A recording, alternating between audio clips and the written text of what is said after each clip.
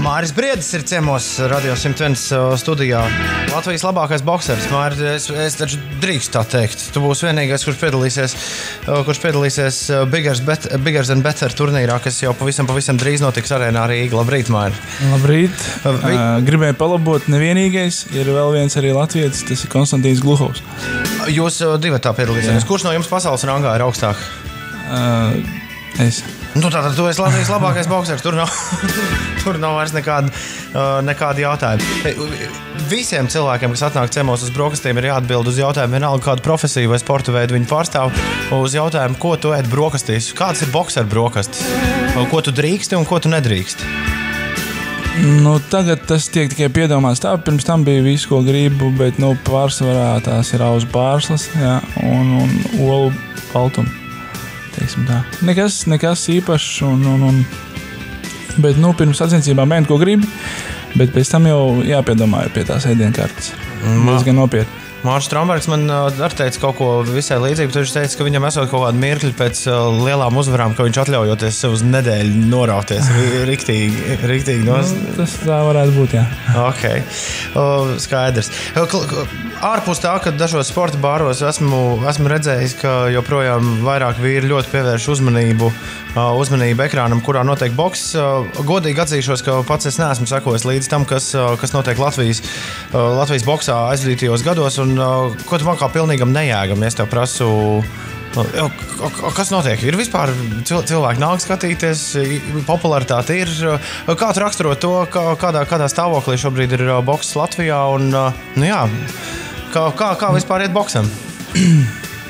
Ja godīgi, tad diezgan pašvaki, jā, bet viens no mērķiem maniem ir to popularizēt, tā ne tikai skatījumu, lai varētu cilvēki nākt un skatīties vai pa televizoru, bet arī, paši sāk nodarboties ar to, jo tas ir ļoti vajadzīgs principā kaut nedaudz. Nevis profesionāli, bet priekš sevis tas ir vienmēr noderīgs.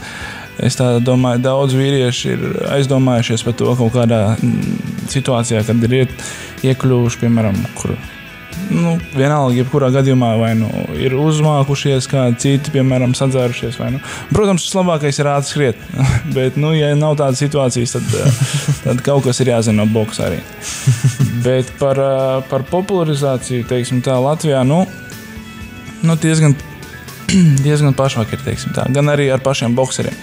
Kādreiz 90. gados, cik man stāstīja, bija diezgan spēcīgi un diezgan daudz mūsu bokseri, bet tagad tā ir liela problēma. Jā, lai arī atrastu, piemēram, sagatavošanās periodā, tagad bija ļoti grūti atrast sparing partnerus, jā, tie, kas ir ļoti nozīmīgi pēdējā posmā, kad ir jāsagatavojās. Bet, paldies, tā, pāris cīkstoņiem, kas atnāca no TM Fighting. Un arī man tā liekas no policijas, no Alfas bija pāris puiši, kas tik tiešām palīdzēja. Un tas bija ļoti vajadzīgs, tā. Jo principā pa boksu klubiem iztaigājos, negrib neviens stāvēt pāros, tā. Skaidrs, tu pats esi pavisam nejauši nonācis profesionālajā boksā. Tā vismaz leģenda vēsta, tā ir taisnība? Diemžēl, jā, tas bija no sākuma plānots kā šovs, kā šovcīņa, un beigās tad izrādījās, es jau biju boksrekā ievietots jau kā profesionālā boks aizvadījis vienu cīņu. Kāpēc tu vispār sāki nodarboties ar boksu? Tu šī paša iemesla dēļ, ka negribējās ātri skriet? Nē, nācās visādi gan ātri skriet, gan, bet, tā, baidījos atbildēt, baidījos izdarīt cilvēkiem pretīm kaut ko sāpīgu, ja, bet, pats cietu. Tādā pašā situācijā, bet beigās tas galīgi nejauši bija pateicoties manam klasbiedram, tas bija 8. klasē. Viņam vienam pašam bija slingums iet uz treniņiem, un tad viņš paaicināja mani. Ejam kopā. Jā, ejam kopā, un tā es arī paliku. Ko viņš tagad saka par taviem panākumiem? Viņi man tā liekas nav Latvijā, kā jau lielākā daļa jauniešu, jā, kas ir aizbraukuši joprojām. Kā tu motivē sevi, ka tev ir jācīnās ar spēcīgāku pretinieku? Tas ir klišejisks jautājums, bet tas joprojām man interesē. Man, piemēram, viens no maniem klausītājiem, uzzinot to, ka tu nāks ciemos, man atsūtīja tavu cīņu ar Aleksandru Timanovu. Ierakstīt no Eurosport YouTube ievietot. Un es tā skatījos, man likās, baigi no malas skatoties vienmēr tāda dūla sajūta. Un it īpaši, ja pretinieks ir augstāks rangā un tu to zini un tev noteikti visi ir izstāstījuši statistiku, un pats tu tam esi bijis līdzi. Kā tu motivē sevi iziet un tomēr darīt visu, kas ir tavos spēkos? Šeit arī šī sporta veidā tas arī visgrūtākais ir. Tas ir psiholoģiskā barjera, teiksim tā. Jo pārvarēt viņu diezgan grūti, teiksim tā. Kāds ir spēcīgākiem nerviem, kāds ne. Bet fiziski sagatavoties, tas būtu mazākais, teiksim tā. Jo spēcīgākais, tas ir grūtākais, tas ir psiholoģiski tieši sagatavošanās un pieiet pie tā, nesadegt līdz turnīram. Jo, ja tu sadedz, tad tu iznāc jau tukšs, teiksim tā. Kā paskaidrot, jo es pārāk daudz nervozējos un grūti ir to visu pārvarēt, bet pagaidām esmu šeit un pagaidām es boksēju. Tev ir interesanti blakus nodarbe. Tad es noprotu, ka ar boksu vien izdzīvot tas nav pagaidām vēl iespējams, arī esot augstākajam rangā. Tā viņš ir. Okay, tu esi arī policists. Un man liekas, ka tas ir diezgan traki. Es atceros, es ar Haraldu Šlegelmilchu reiz ar autobraucēju runāju. Viņš teica, ka nevar viņš nobraukt. Nespēja viņš nobraukt pēc tam, ka viņš formulā visas nedēļas nogali. Viņam bija sapnis braukt pirmajā formulā. Viņš ir trenējies formulā, un viņam ir jāiesēžās parastajā mašīnā. Vienmēr kāds 20-30 km viņš piemet klāt. Klau, kā tu savaldies tajā brīdī, kad tev ir policijā jāstrādā? Kā tu novelc to robežu no boksa ringa un no tā, kad jāsargā likums? Tas ir tāds pats arī piemērs, varbūt, kā es vienkārši izēju ārā. Tas ir sports.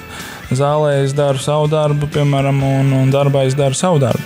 Tas sev jākontrolē, jo nevar pielietot fizisku spēku uz cilvēkiem. Tas tā nedrīkst. Skaidra lieta. Pastāst par Bigger Better. Bigger Better pirmo reizi Latvijā notiks šāda mēroga turnīrs. To translēs dzīvajā arī Eurosport. Un to noskatīsies ļoti daudz cilvēku visā pasaulē. 14. decembrī vienam ir iespēja arī būt tur klāt. Kas ir šis? Kas tas ir par turnīru un kas tur satiekās? Piektdien tas būs superfināls. Tas būs 8 posmu uzvarētāji atbrauks uz Rīgu un cīnīsies par Bigger Better labāko. Tātad Bigger Better 2012 King.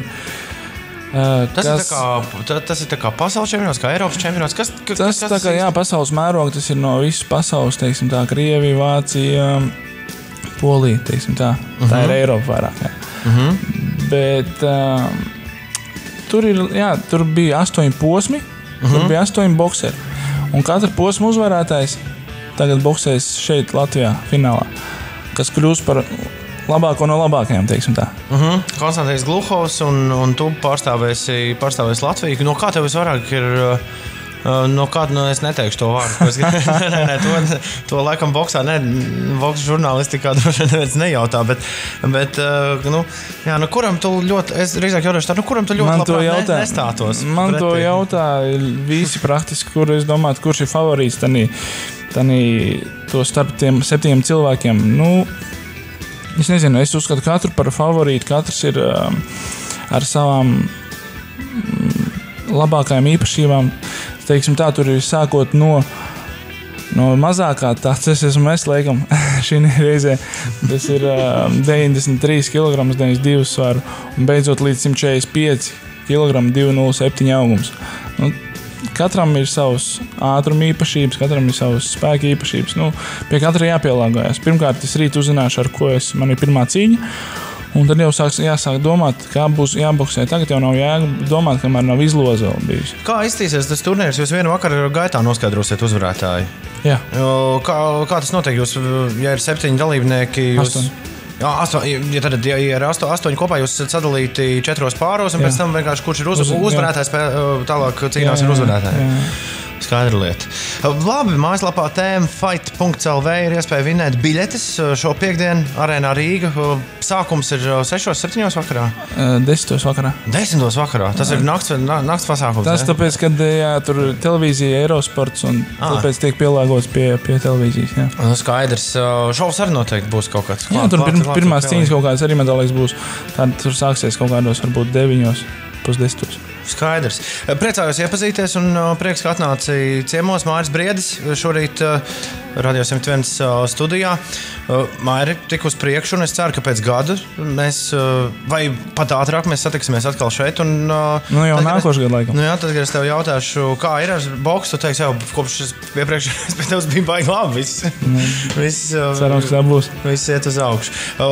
Ko novēlu? Dažreiz novēlu, lai aktieriem, piemēram, lai salauž kāju, vai arī lai pazaudē balsi. Ko novēlu bokseriem, kad jāiet ringā?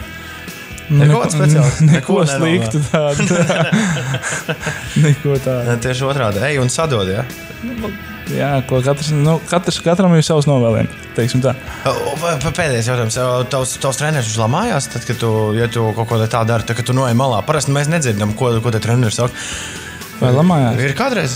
Lamāties tas ir ar rupjiem vārdiem. Ar rupjiem ne, tas nav. Varbūt tā izsakāts aizrādījums, bet nē, tā nedrīkst. Māri, lai veicas un lai veiksmīgs turnīrs 5. Paldies. Visu labu, čau.